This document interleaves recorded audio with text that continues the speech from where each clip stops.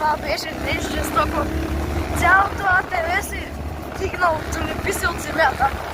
Това е много яко. Ето всичко. Тук е, както казах, Царевици. Пълно. Там има, там се вижда Стара Загора, само ще трябва да зумна. А пък сега не мога. И там има планина, която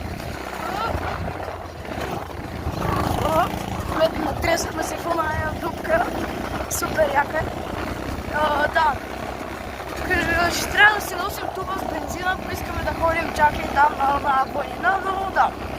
Вече сме супер близо, между другото виждат